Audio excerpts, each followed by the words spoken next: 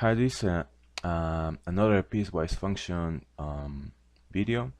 In here I have this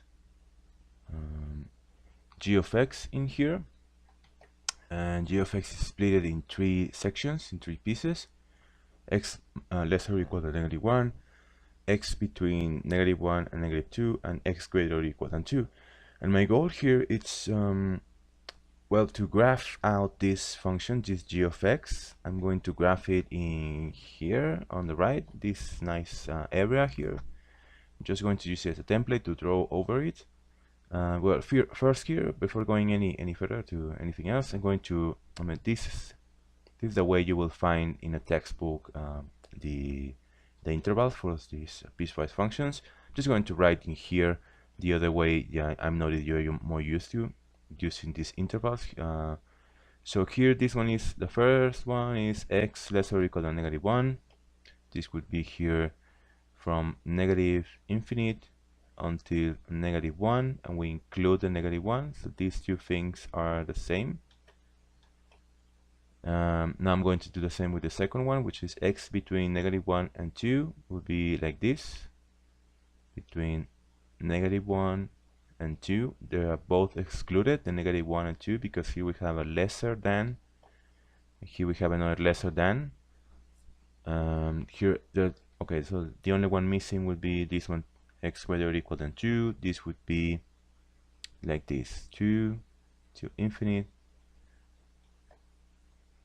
Oh, like this, yes, that will be it. So now I'm going to sketch these graphs. I'm going to start with the first one, which is a g of x equal to x plus 5. Well, this is a linear function, this a straight line. So we just basically need a couple of points to draw this one. I'm just going to get the simplest ones. Would be g of -1. Just going to substitute the -1 in this expression, because the -1 falls into this interval here.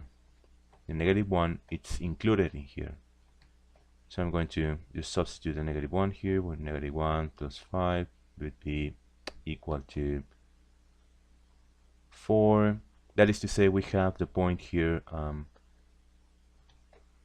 -1, 4. So here is my -1 in here.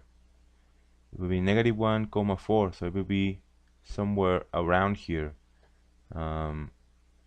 Just notice something, as this is a greater, lesser, or equal symbol, we have to include the -1. So in order to do that, we have to use this full circle, whole color circle here, all of it. That is saying that we are including this point in this part of the piecewise function.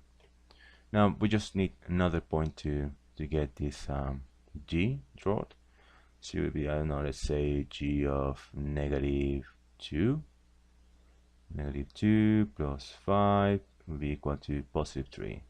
So here the -2, and here will be 3. Just going to draw a small dot, and from here just have to draw this one.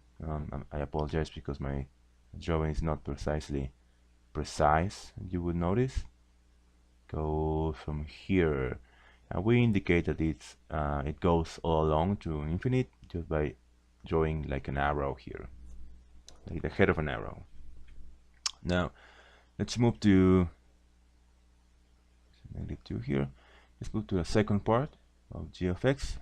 Well, actually the second one is, it's a pretty straightforward part, because g of x is equal to 3.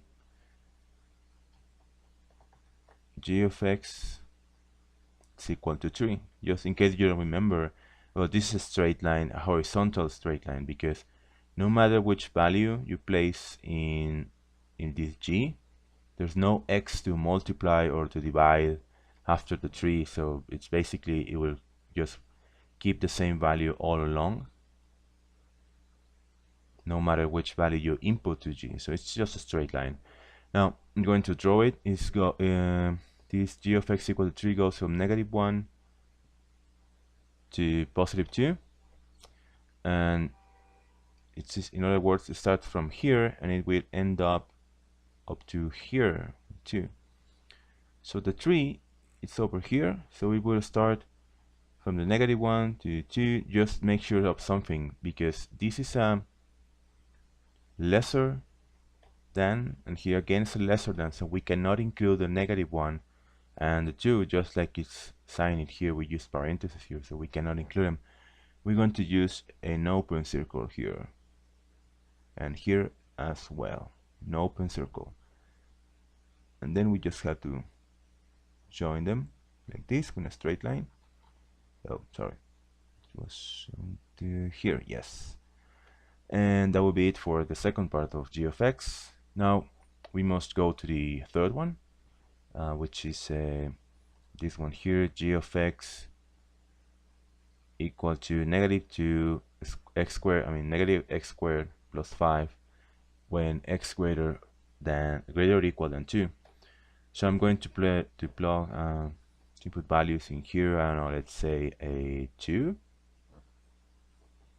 Here would be -2 squared plus 5 would be -4 plus 5. So this way 1 would be a value of 1. That is to say, when g goes for the value of 2, has a value of 2, the result will be a 1. So the value of x is 2 and the y is 1. So it will be in here. Now, as this is a greater or equal than, we have to include that point here. So we include it by drawing this whole circle, coloring all of it. And now we require another point here. I just want to notice something. This is a quadratic equation here, this negative x squared plus 5. So if this is a quadratic equation, well, this will have pretty much a shape of a U. Could be going upwards, could be going downwards, and this is a pretty simple one, because you can just see here this negative sign here is telling you negative x squared plus 5 will go like this, going downwards because of this negative sign here. So we could just infer that from this point here the function will go down somewhere like this. So that would be pretty much briefly just saying it out. Just going to get another point just to make have more order here. I'm going to make here with the number 3. So it will be here -3 squared plus 5. This will be equal to -9 plus 5. This will be equal to -4. That is to say, it's a 3. You get a -4 here in here. So I just have to get together these points here somewhere. Just try to imagine it's not so ugly, and go all the way down here. We just use this head of an arrow here to indicate it's going along. We're getting further from here. Well, basically that would be it with this sketching this graph, this piecewise function.